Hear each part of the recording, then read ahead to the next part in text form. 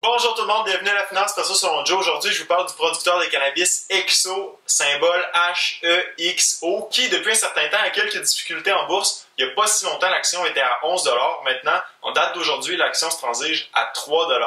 Alors, qu'est-ce qui se passe avec l'entreprise? Aujourd'hui, je vous parle du modèle d'affaires de l'entreprise, les bons coups de l'entreprise, ce qui nuit à HEXO. Et puis, je termine en vous parlant des résultats financiers du quatrième trimestre de l'année 2019. Vous voulez en savoir plus sur la compagnie? Restez avec moi, c'est parti!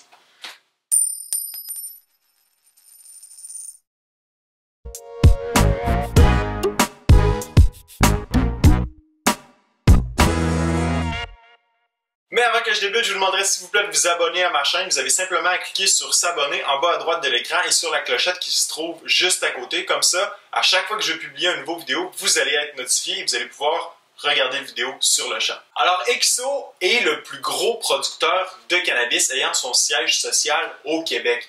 La plupart des installations d'HEXO sont situées à Gatineau où on retrouve une serre de plus d'1 million de pieds carrés qui peut produire jusqu'à 108 000 kg de cannabis par année.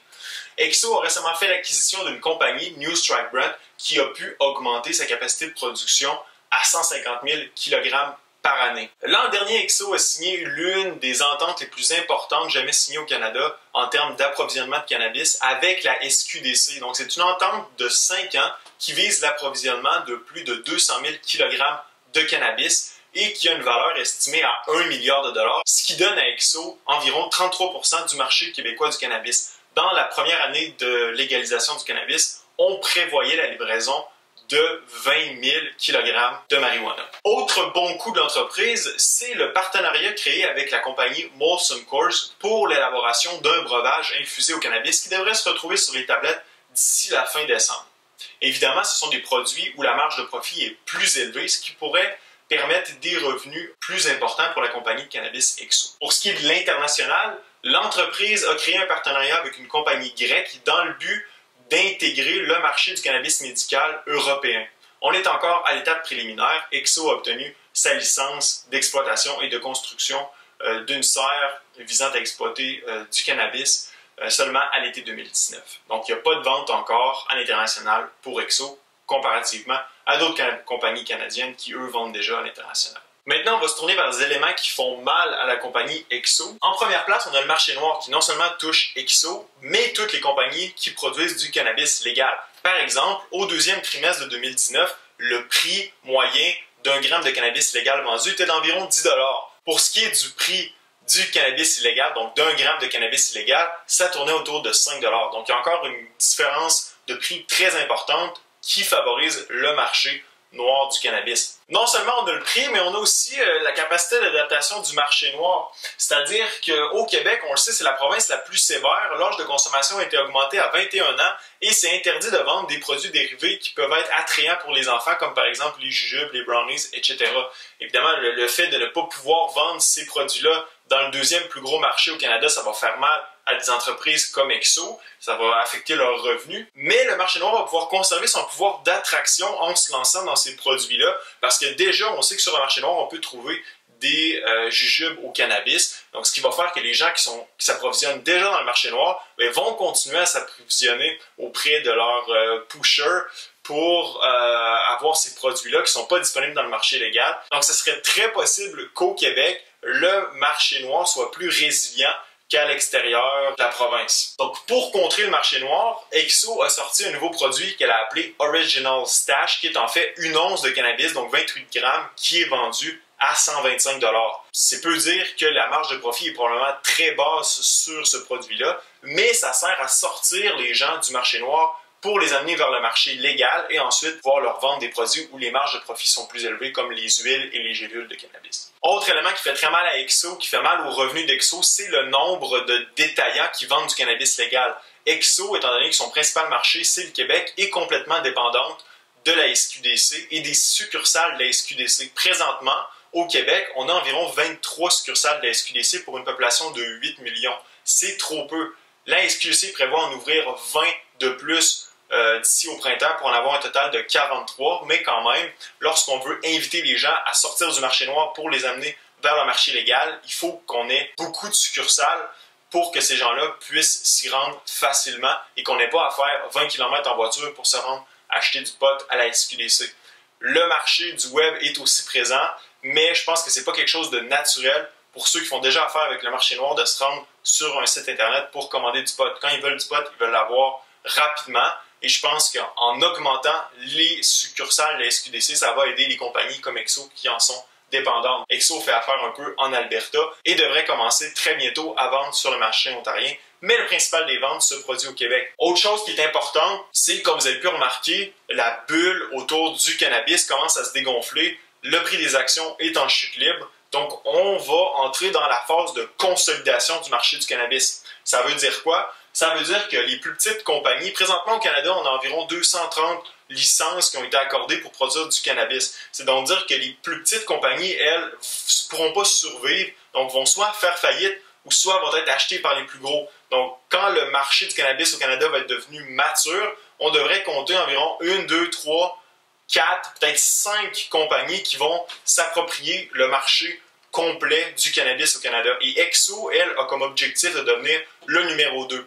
J'ai de grandes réserves là-dessus, étant donné qu'il y a des compagnies au Canada qui sont beaucoup plus avancées, qui sont beaucoup mieux financées aussi qu'Exo. Mais ça serait possible qu'Exo, s'il a réussi à bien exécuter son plan dans les prochains mois, ce qui va être crucial, vous allez voir pour ce qui est des finances, pourrait se tailler peut-être la 3e place au Canada, mais ça reste à voir. Il y a beaucoup de preuves qui vont être à faire du côté d'Exo. Exo se trouve présentement à la croisée des chemins, à mon avis. Donc, soit la compagnie va survivre, soit la compagnie va mourir ou va être achetée. Donc, ça reste à voir. Ceci m'amène à vous parler des résultats financiers de l'entreprise. La semaine dernière, Exo a sorti un communiqué de presse pour informer les investisseurs et les analystes qu'elle revoyait à la baisse ses revenus anticipés pour l'année fiscale de 2020, où on prévoyait 400 millions de revenus.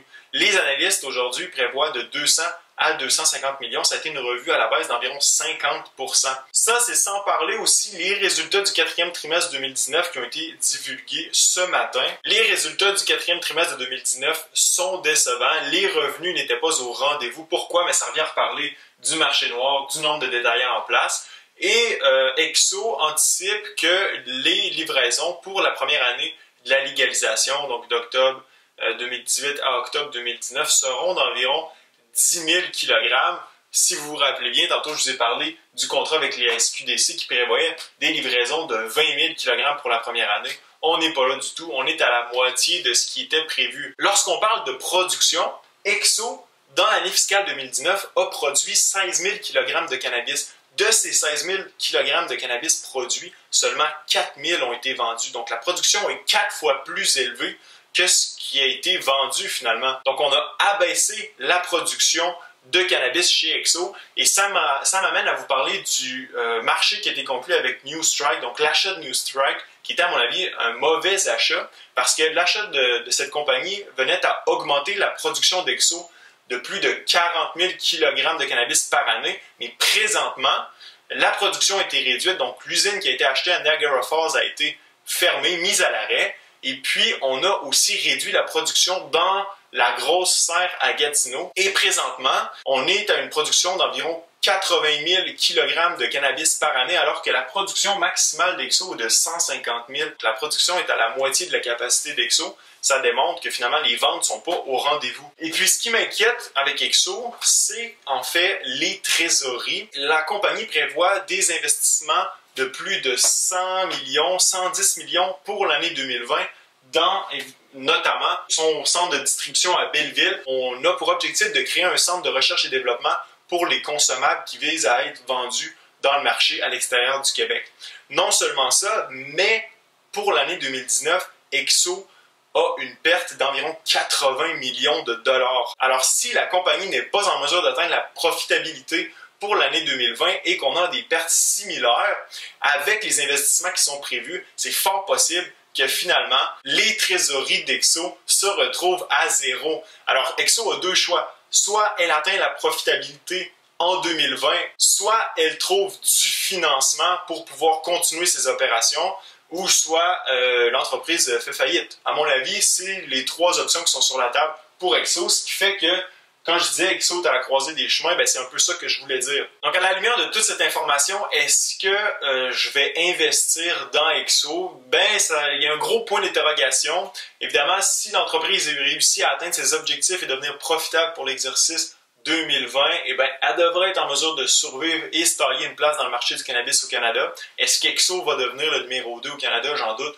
fortement. On a des gros joueurs dans le marché, comme par exemple Aurora et Canopy, qui vont être difficiles à déclasser compte tenu, par exemple, des trésoreries que ces entreprises ont, mais aussi de leur modèle d'affaires qui est déjà finalement international.